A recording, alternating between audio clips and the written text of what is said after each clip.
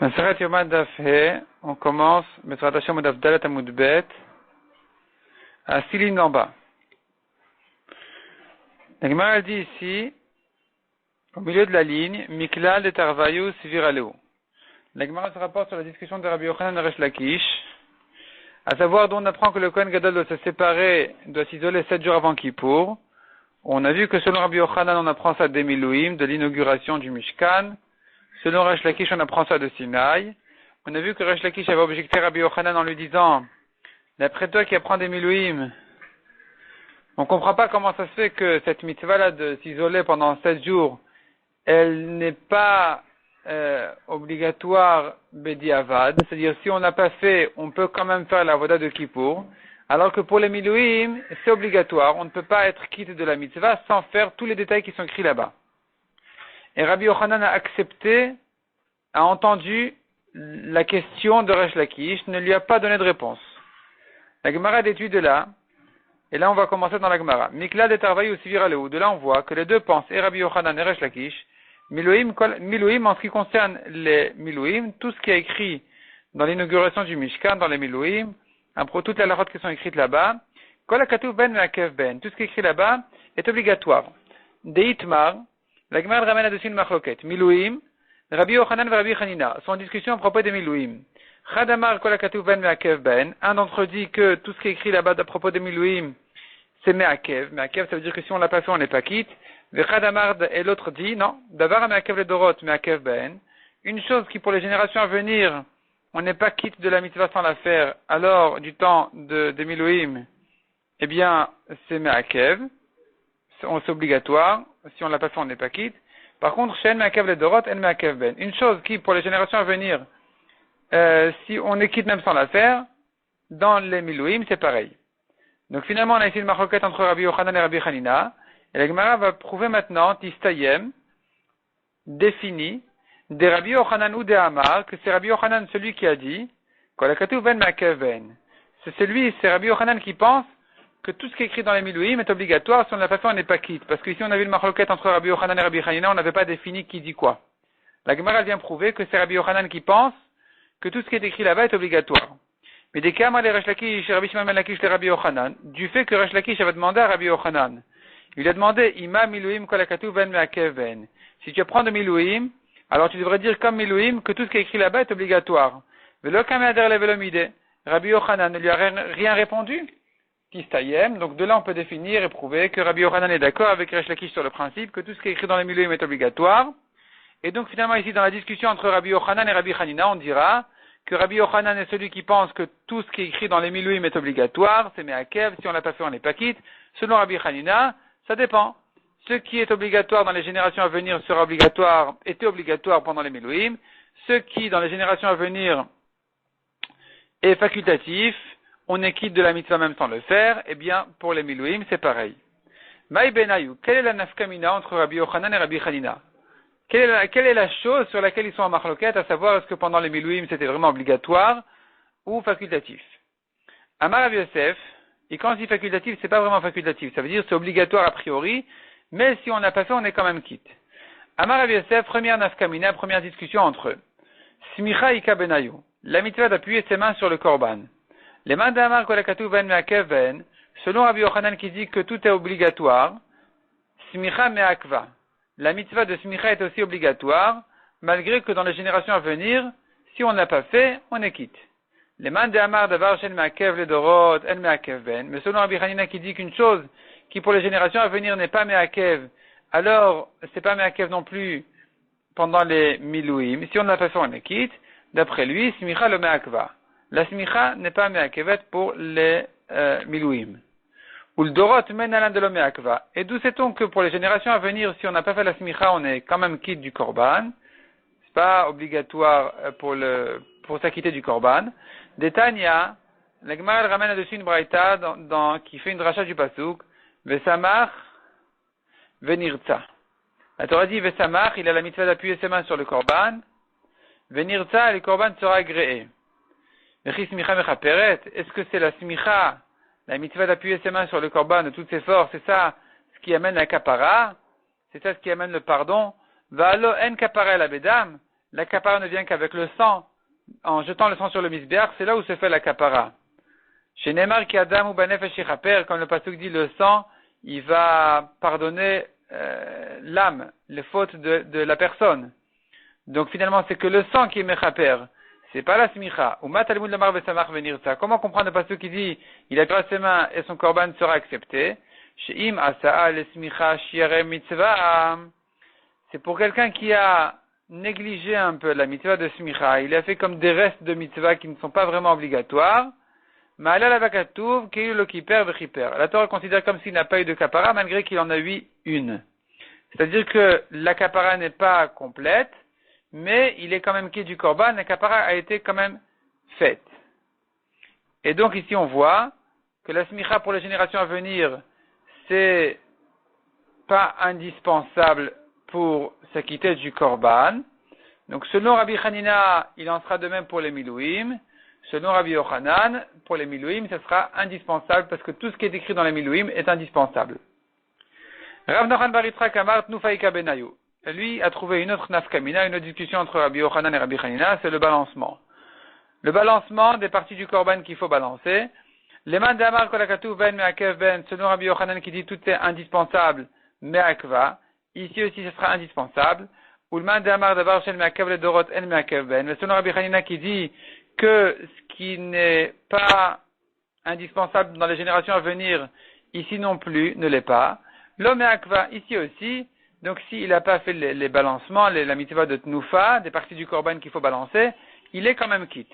Ou le dorot menalan de l'homme akva. Et d'où sait-on que pour les générations à venir, cette mitzvah de tnufa, elle n'est pas indispensable. Détania, l'itnufa lechaper. La même dracha qu'on a fait à propos de la smicha, on la voit dans cette braïta pour la tnufa.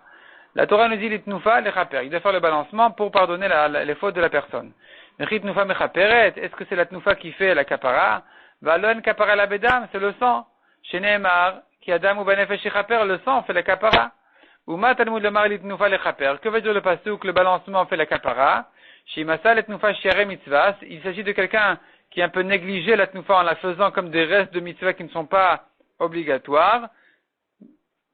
La Torah considère comme s'il n'avait pas eu de kapara malgré qu'il en a eu une. Donc on voit que la tnufa dans les générations à venir n'est pas indispensable. Le korban est kasher même sans la tnufa. Et donc en ce qui concerne les milouim, on va rentrer justement dans la discussion entre Rabbi Yochanan et Rabbi Hanina. Rav Papa Amar, troisième discussion entre Rabbi Yochanan et Rabbi Hanina selon l'explication de Rav Papa. Prishat Shiva Ika Benayu. C'est justement la question de savoir si la mitzvah de se séparer pendant 7 jours de tout le monde, elle est indispensable ou non. On peut s'acquitter quand même sans ça. Même sans ça. Ce sera ça la machloket entre Rabbi Yochanan et Rabbi Hanina. Leman d'amar kol hakatuv ben me'akev ben. Selon Rabbi Yochanan qui dit tout est indispensable pour les milouim, me'akva. Ici aussi, ce sera indispensable. Leman d'amar, celui qui dit par contre Rabbi Hanina, davar sheno me'akev le dorot et no me'akev ben. Une chose qui pour les générations à venir n'est pas indispensable, ici non plus ne l'est pas. L'homme me'akva, eh bien, ici aussi on dira que cette mitzvah de prisha, cette séparation à l'occasion des milouim, c'est pas indispensable, on peut s'acquitter même sans cette mitzvah de séparation.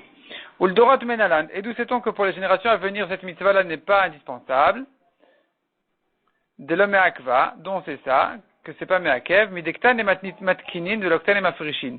Car on a vu dans la Mishnah, on prépare un remplaçant de Kohen Gadol, c'est pas écrit qu'on doit séparer, isoler le remplaçant aussi.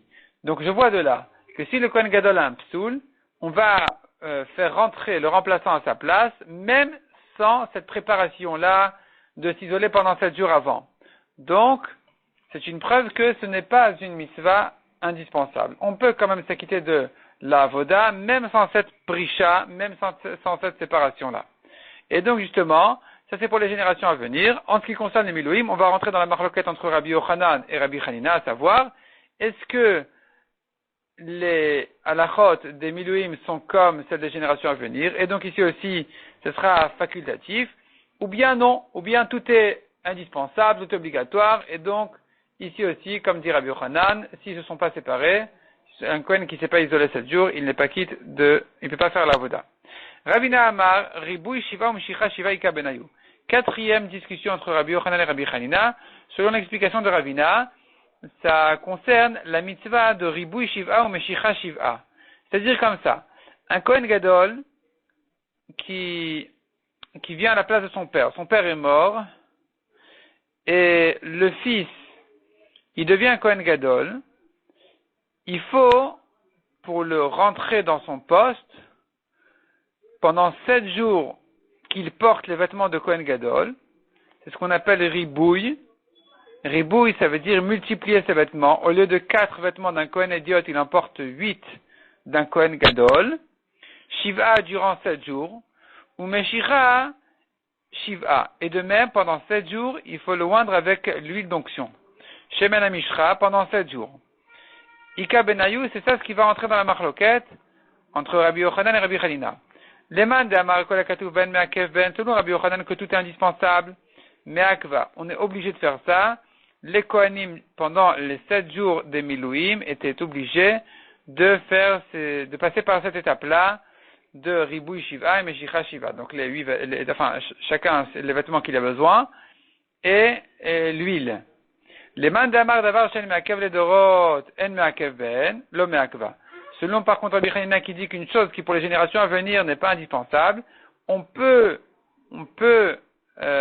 servir au Beth Amikdash même sans cette préparation-là.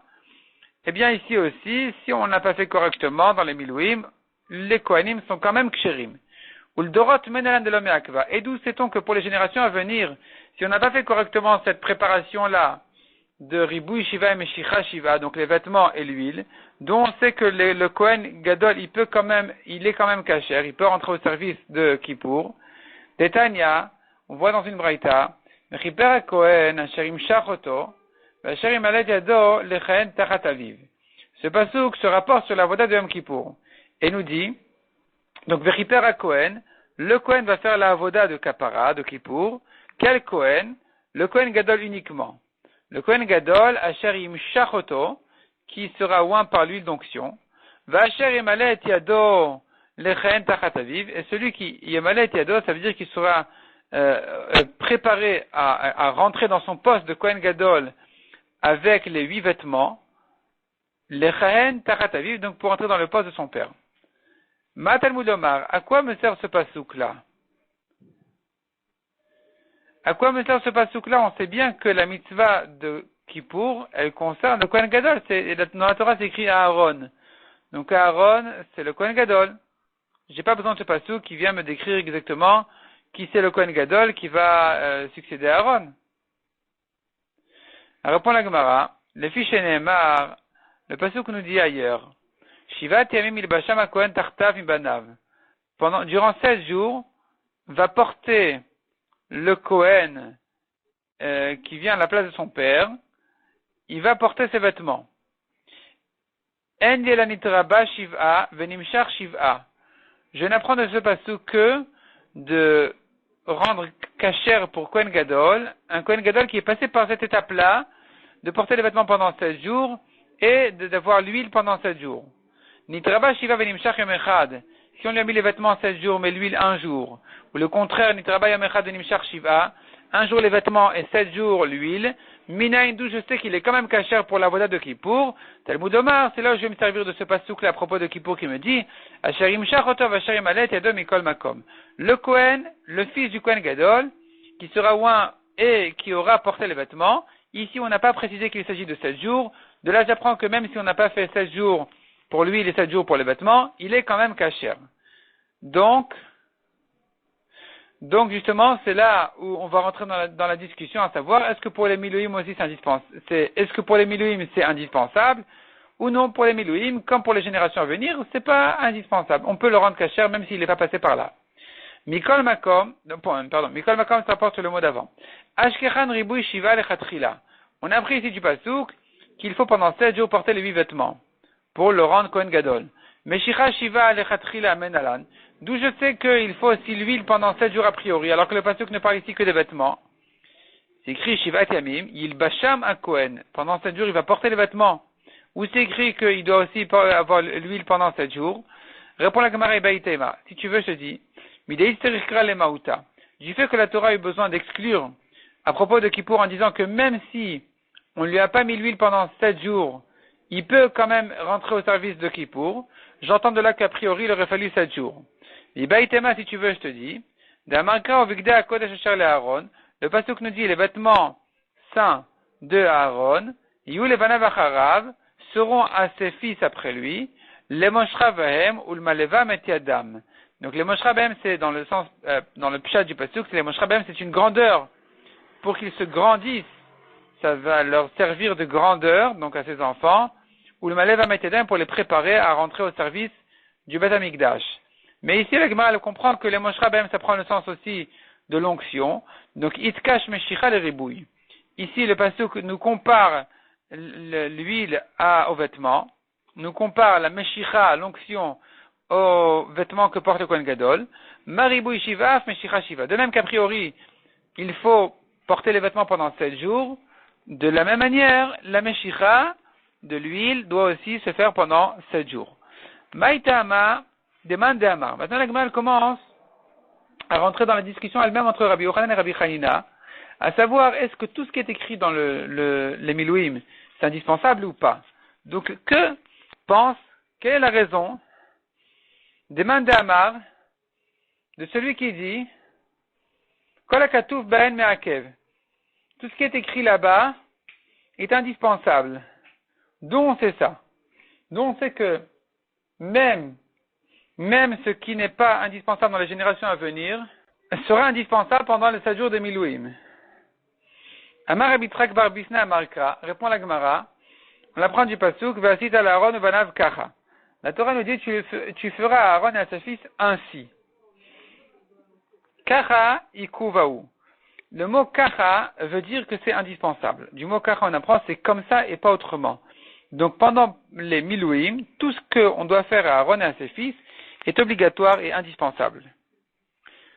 Demande la Gemara Tenach, Kol Milta, on tourne la page, je comprends toute chose, de Ktiva Be'ainyana, qui est cité dans ce contexte-là.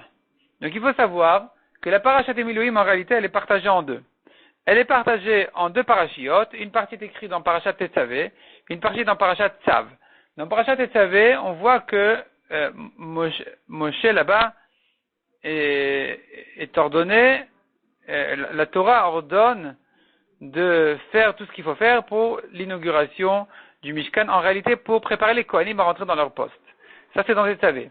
Dans parashat Tzav, la Torah raconte ce qu'ils ont fait. Et donc ici la Gemara demande, le mot kacha, il est écrit où? Le mot kacha duquel on apprend maintenant que tout est indispensable. Ça ne se rapporte a priori que sur ce qui est écrit dans le même contexte. Or, ce mot kacha, il est écrit dans Parashat Tetzavé. Et donc, de là-bas, j'apprends effectivement que tout ce qui est écrit dans Parashat Tetzavé, à propos des Milouim, est indispensable. Donc, j'apprends tout ce qui est écrit là-bas, c'est ce qui est Milta de Ktiva Ba'inyana, une chose qui est écrite là-bas dans ce contexte-là. Mais Milta de Ktiva Ba'inyana, ce qui n'est pas cité dans Tetzavé, et qui est cité dans Parashat Tzav. Il y a des choses qui ne sont racontées que dans Parashat Tzav et pas dans Tetzavé. Là-bas aussi, la Torah commence à décrire les Milouim. C'est écrit par exemple là-bas qu'il fallait rentrer les Urim et Tumim dans le Choshen. En tout cas, il y a des choses qui sont citées dans Tzav et pas dans Tetzavé. Et il faut savoir d'où on apprend que c'est aussi indispensable. Menalan, d'où on le sait. Amar Rav Nachman bar Yitzchak, répond la Gemara, il y a livre Petar Petar. On fait une Gzera Shava, ici c'est écrit Petar, là-bas c'est écrit Petar, on apprend l'un de l'autre. Rav Meshashi Amar, deuxième réponse de la Gemara, Ushmartem et Mishmeret. Il est écrit dans Parashat Tzav, là où il n'y a pas le mot Kacha. Il y a un autre mot duquel on va prendre que c'est indispensable, parce que c'est écrit Ushmartem, vous allez garder et Mishmeret Hashem, la garde d'Hashem, Ikuva. C'est aussi un langage, une expression qui nous laisse entendre que c'est indispensable, c'est vraiment obligatoire. Ravashi Amar, troisième réponse, Kichen Tsuveti Ikuva. Ainsi j'ai été ordonné, a dit Moshe, c'est que c'est vraiment indispensable, on ne peut pas faire autrement. Tanoura Banan. Egmar maintenant ramène les psukim au passage que on vient de citer ici, Kichen Tsuveti, l'Egmar va ramener là-dessus des quelques enseignements. Donc, Tanoura Banan, Kichen Tsuveti, Moshe leur a dit, ainsi j'ai été ordonné, à propos des Milouim, vous devez manger les korbanot. Kacher Tiveti, vous auriez dû en manger comme ce que j'ai ordonné. parce que finalement ils ont brûlé un des korbanot, et Moshe n'était pas content, il leur a dit, vous aurez dû en manger comme ce que j'ai ordonné. Kasher tiva Hashem, comme ce qu'Hashem a ordonné. La Gemara explique pourquoi ces trois psukim là, qui chen souveti, ainsi j'ai été ordonné que be'aninut yochlua. C'est Moshe qui s'explique un petit peu comment ça se fait qu'il se permet de leur dire de manger les korbanot alors qu'ils étaient onénim. Ils venaient de perdre leur frère Nadav Avihu le 8e jour de Milouim, quand Nadav Avihu ont fait un korban sur le Mizbeach Haktoret. Ils ont fait un korban qu'ils ne devaient pas faire, ils ont été tués sur place. Il y a un feu qui les a brûlés sur place. Donc, leurs frères Elazar et Itamar, en même temps que Aaron, étaient onénim. Onénim, donc ils ont perdu un proche qui n'a pas encore été enterré ou qui vient de mourir. Et un onen ne peut pas manger des kodashim, ne peut pas manger des korbanot. Même du maaser chéni, on ne peut pas en manger. Kalvachomer des korbanot. Ici, Moshe vient leur dire, sachez que j'ai été ordonné par Hachem, vous devez manger des korbanot. Ça, c'est le premier passage qui dit Kichen Souveti. Ainsi, j'ai été ordonné.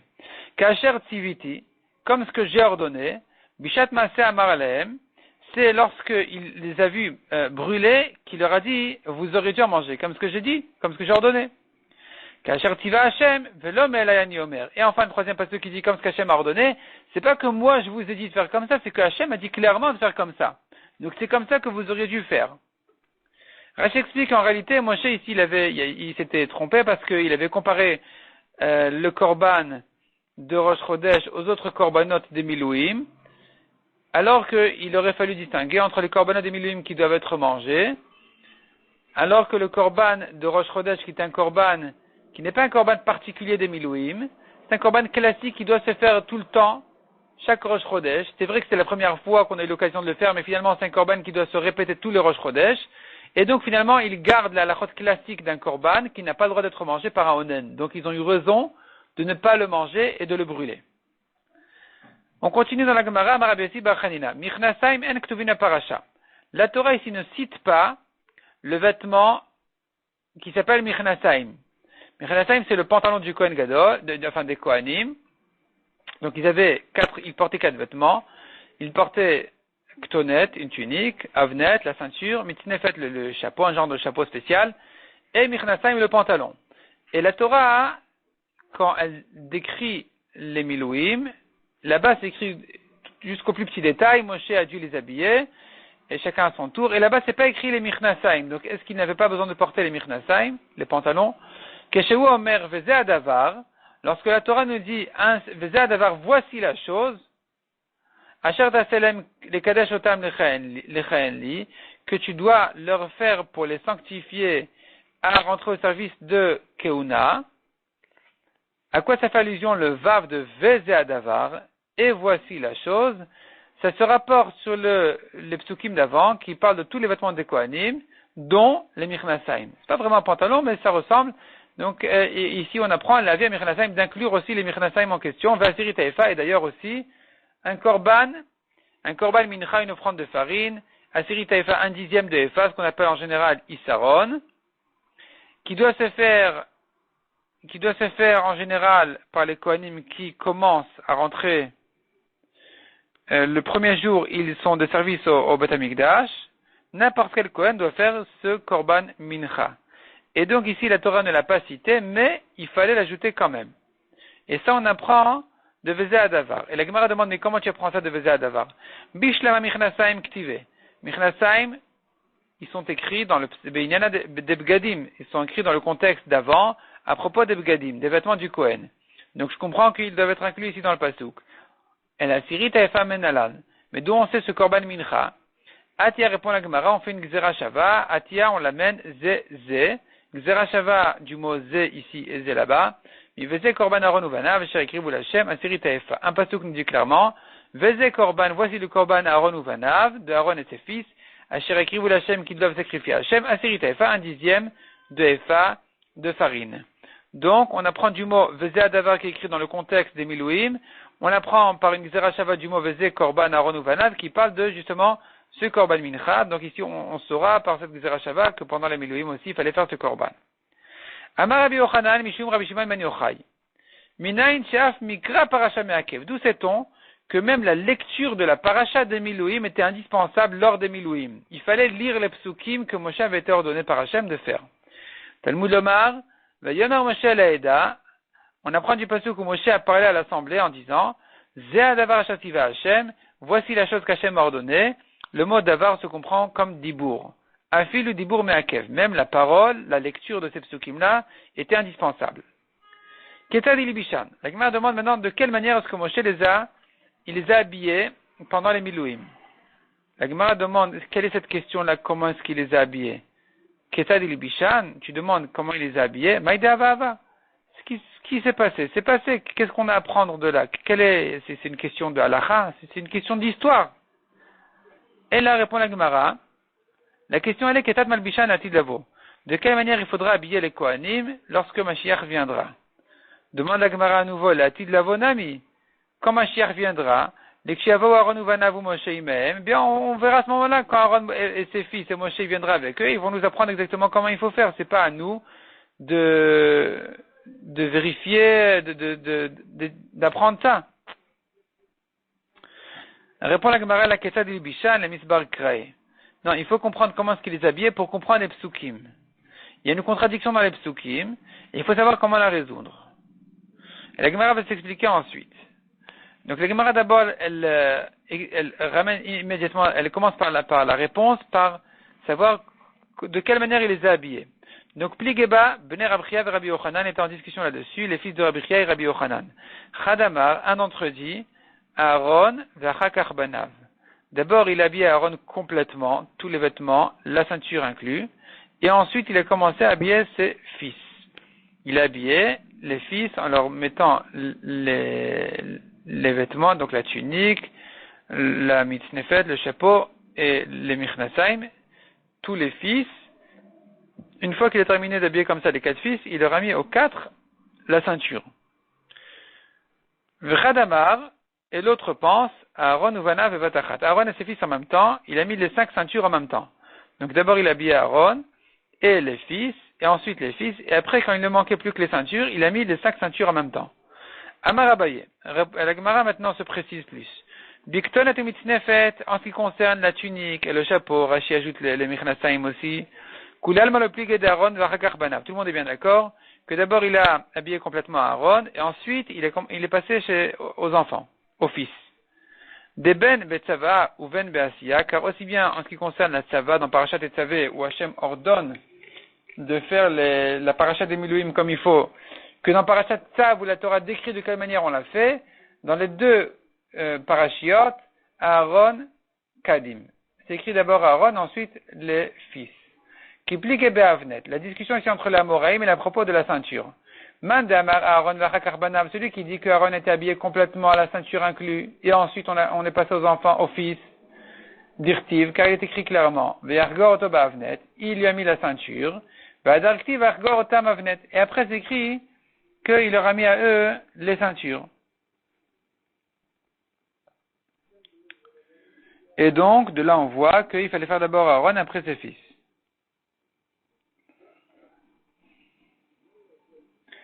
Et Mandama Aaron ou Vana Bebatachat, mais celui qui dit Aaron et ses fils en même temps, les 5 ceintures, Dirti Varagarta Otam, il est écrit dans Parashat Tetzavé, c'est écrit que la Torah ordonne de leur mettre à eux les ceintures en même temps, donc il n'y a pas ici, on n'a pas distingué Aaron de ses fils, donc c'est en même temps.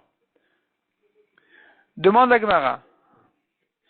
Ulman Aaron ou Vana Bebatachat, celui qui dit qu'il a mis les 5 ceintures en même temps, Aaron et à ses fils.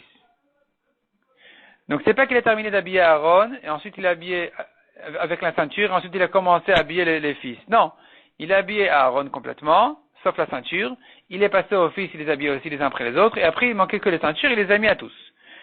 Et d'après lui, comment comprendre le pasuk?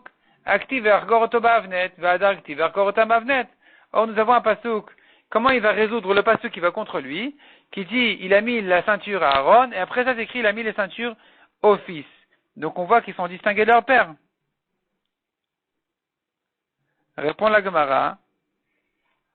Amar lecha, il te dira, ce mandé Amar, il te dira, ah où le pasteur qui est venu distinguer la ceinture de Aaron de celle des fils, c'est pas pour dire que ça a été mis que Aaron était décalé par rapport à ses fils en ce qui concerne la ceinture. Simplement, ça vient nous dire autre chose. Avneto shel Kohen Gadol, lo zeu avneto shel Kohen Idiot. Ce passage vient nous distinguer la matière du tissu de la ceinture du Kohen Gadol de celle du Kohen Idiot. Le Kohen Gadol, il avait dans sa ceinture lin et laine en même temps, alors que le Kohen Idiot ne portait pas une ceinture de kilaim, de mélange d'espèces. Il ne portait qu'une ceinture de lin uniquement. Ulman de Amar, dit la Gemara, Avnet Aaron v'achakar banav, celui qui dit que Aaron d'abord il portait tous ses vêtements, la ceinture inclus, et ensuite il est passé à ses fils. V'aktiv v'achagarta otam avnet. Pourtant on n'a pas ceux qui dit tu leur mettras à eux la ceinture, donc j'entends de là Aaron et ses fils en même temps. Amar lecha il te répondra, Aou kamash malan ce pasuk vient nous dire, le pasuk qui vient comparer Aaron à ses fils par rapport à la ceinture, il ne se rapporte pas sur la manière dont il portait les vêtements, mais ça vient nous dire que la matière de la ceinture était la même. Avneto shel Kohen Gadol, zeu avneto shel Kohen Idiot. C'était la même ceinture de mélange d'espèces, lin et laine en même temps, pour le Kohen Gadol comme pour le Kohen Idiot. Parce qu'en fait, la Torah nous a précisé ça que à propos du Kohen Gadol. Kohen Idiot, on ne sait pas. Et donc, justement, ici, on vient nous apprendre que, ici, c'est pour ça qu'on va rentrer ici on est rentré ici dans une marloquette à savoir, est-ce qu'il portait la même ceinture ou pas. Bon, on va terminer encore 3 lignes pour arriver aux 2 points, pour terminer le sujet. Ve'argor oto avnet, ve'argor otam lamali. Donc finalement, pourquoi c'est écrit ve'argor otam avnet? Il leur a mis les ceintures. Ici, il y a une correction du bar qui dit ve'argor oto ba'avnet, ve'argor otam lamali. Pourquoi c'est écrit il leur a mis les ceintures? Et d'une part c'est écrit Vergor Otto, il lui a mis à lui. Donc d'abord à lui et ensuite à eux. Ils ont été distingués ici dans les psukim. Shmamina Aaron Vachakar Banav. C'est de là qu'on apprend que Aaron portait la ceinture avant ses fils, selon ce man de Hamar. Donc selon ce man de Hamar, selon cet Amora, Aaron portait d'abord tous ses vêtements. Moshe a habillé Aaron de tous ses vêtements, la ceinture inclus, et ensuite il est passé aux fils, il les a habillés, il leur a mis après les 4 ceintures en même temps. Et le pasteur qui nous a dit qu'il les a tous comparés, comme s'il leur avait mis en même temps à tous les 5, c'est pour dire uniquement que c'était la même matière de ceinture, mais pas pour dire qu'il leur a mis aux 5 en même temps. Demande la Gemara question technique. Est-ce possible de mettre 5 ceintures en même temps? Alors répond la Gemara le trichat de Hakim. Non, évidemment, il faisait un après l'autre, mais ça veut dire qu'il n'y avait pas d'autres habits qu'il mettait entre l'un et l'autre. Il passait d'une ceinture à l'autre sans mettre d'autres habits. Donc c'est ça la marloquette. Est-ce qu'il a commencé à Aaron, il a mis tous ses habits, et que il lui a mis aussi la ceinture, et qu'après il est passé aux autres habits de ses fils, de ses 4 fils, et il leur a mis ensuite les 4 ceintures, ou non? Ou bien, il a fait à Aaron tous les vêtements sauf la ceinture, et les fils tous les vêtements sauf la ceinture, et après il a mis aux 5 les ceintures, mais là effectivement, Akdim, il a commencé par Aaron, et après les fils, les uns après les autres.